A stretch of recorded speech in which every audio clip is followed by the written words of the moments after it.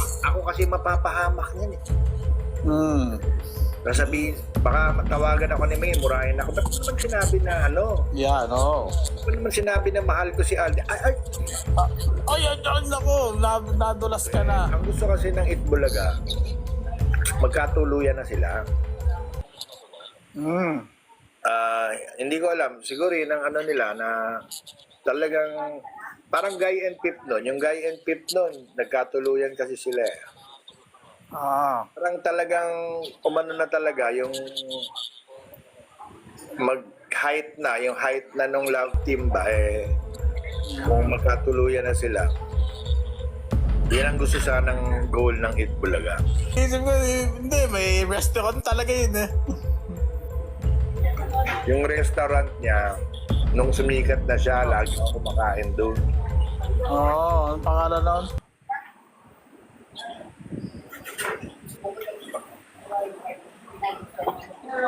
Conchas. Ano pangalan nun? Conchas. Conchas. Lagi ako nandun. May partner siya doon na babaeng maganda. Oo. Kaya ka pala na doon. Hindi, masarap kasi yung pagkain. Tinatanong ko, binibengbang mo ba yung partner mo? Maganda eh. Ang sabi? Nilabas lang niya yung dimple niya. Tapos tumawa. Oo. Hindi naman siguro. Matik na yan. Mabait naman si Alden. Hindi naman. Sana hindi lang lumaki yung ulo kasi nakita ko siya minsan ng taping ng Family Feud. Nagyakapan naman kami pero hindi katulad dati na Good morning mga kalingap.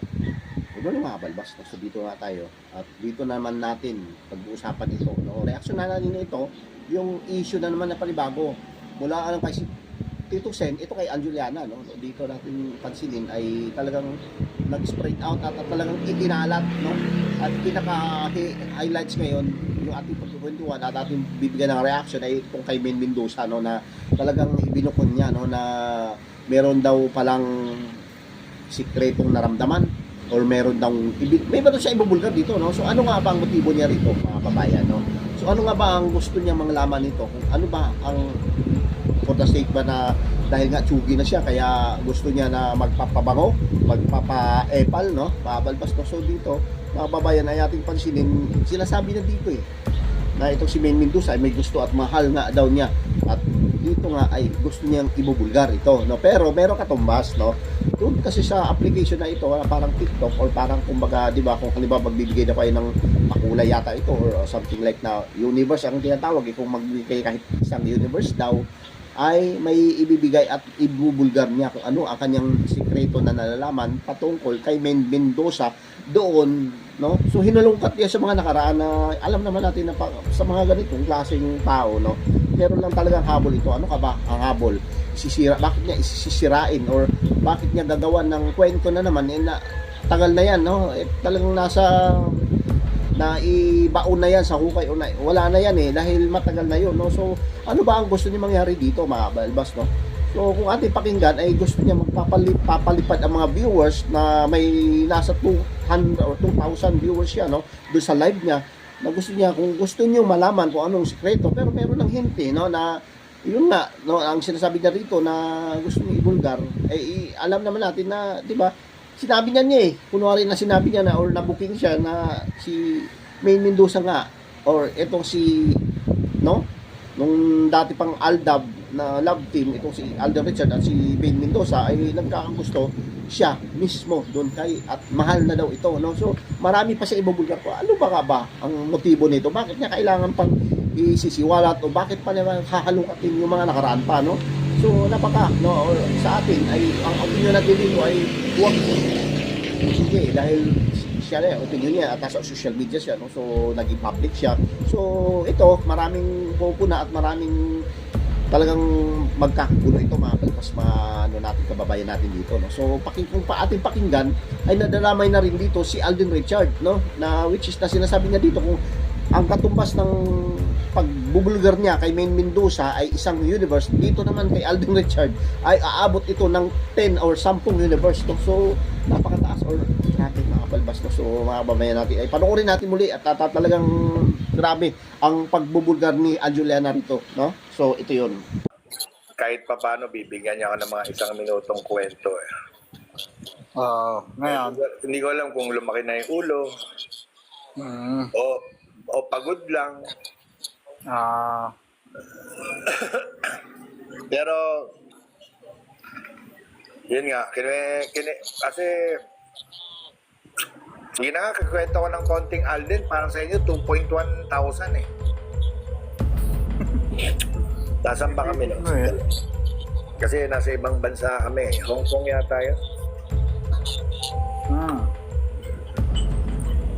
Ang gusto kasi ng Itbulaga, magkatuluyan na sila.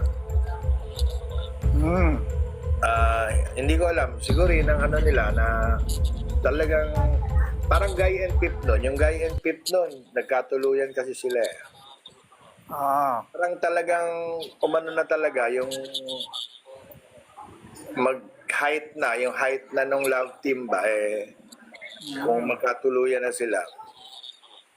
Yan ang gusto sanang goal ng Itbulaga. Eh di, ako,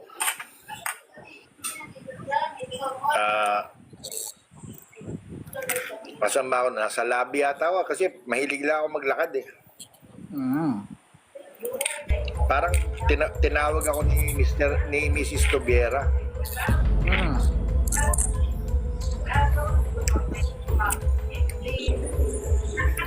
Sabi sa akin, Anjo, kumusta yung dalawa? Kasi kaya nga kami nag-Hong Kong eh, parang blowout para sa Aldab. Di, sabi ko, hindi ko po alam. Sabi ako, ewan ko ba't word na word sila. Baka may nangliligaw na iba. Anjo, gawa mo ng paraan. Kailangan maging sila na pagbalik natin ng Pilipinas. Ganon? Di, alam naman ako kasi, pag boss na umuutos, di susunod.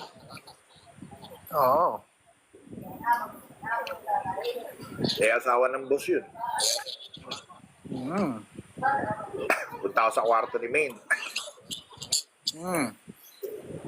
Uminom muna ako ng champagne yata, gano'n, para lumakas loob ko. May mga kasama niya, yung director yata. Kinausap ko, tagal, mga 1 oras na higit. Lasing na ako eh. Ganon?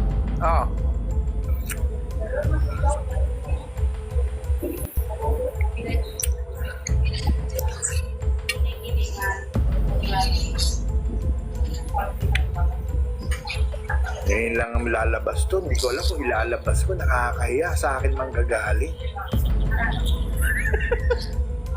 Kayo ba gusto manggaling? Kahit sino, wag lang sa akin. Ako na naman ang puputok. Ganon? Ako na naman mapuputokan. Nasa Nagbabag ang balita! Pag nagbigay si Ryan ng Universe, ikwento ko kung ano nangyari sa usapan ni Maine tsaka sa usapan namin ni Alden. Wow! Kasi nga sa akin pinatoka ni Mrs. Tubiera eh.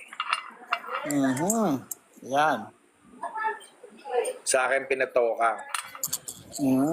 Pag may universe, pag may nagbigay ng universe dito, ikikwento ko yung napag-usapan namin ni Maine. Wow. Pag nagbigay ng Lion and Universe, mas mabigat kasi yung pinag-usapan namin ni Alden. Yun. Mabigat. Kay Maine muna tayo. Pag may nagbigay... Universe is the key. Ha? Universe is the key. No, Yes. ako kasi mapapahamak yan eh. Sabihin, baka matawagan ako ni May, murahin ako. Ba't naman sinabi na ano? Yeah, no.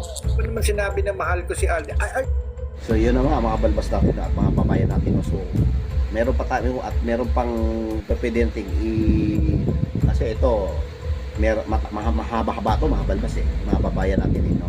Mahaba-haba to dahil hindi naman pwedeng sasabihin at kung ano man ang paninira, kasi para clear at malinaw pa sa sikat ng araw to, mga balbas, na paninira ito, no? Parang kumbaga, di ba, wala na siyang dahil wala siyang choice at wala na siyang, di ba, pupuntahan, at ito nga ay yung mga nalalaman niya at marami pa, no? Ito kasi gusto niya sumikat na dahil wala, at lugi at laos na nga siya dito sa, wala na nga, hindi na pinapansin, di ba? Pero pagdating dito ay gusto niyang maibalik ulit ang kanyang, kumbaga ay, di ba, kasikatan, no? So kasikatan ang talagang maapaw sa, o yung sinasabi natin dito na nanginibabaw sa kanya, di ba? Dahil ang gusto lang naman niya, no, so kawawa dito yung mga to at yung mga nagiging kumbaga nakausap na itong tao na ito, ang Juliana na ito, na talagang nagbubulgar na hindi naman dapat, no? So yun po ang ating abangan nito, mga kababayan natin, no? So alamin natin sa mga susunod pang reaction natin dito. Okay? So isang mapagpalang araw po muna ulit. Thank you, God bless. At mabuhay pa tayo lahat. Bye-bye.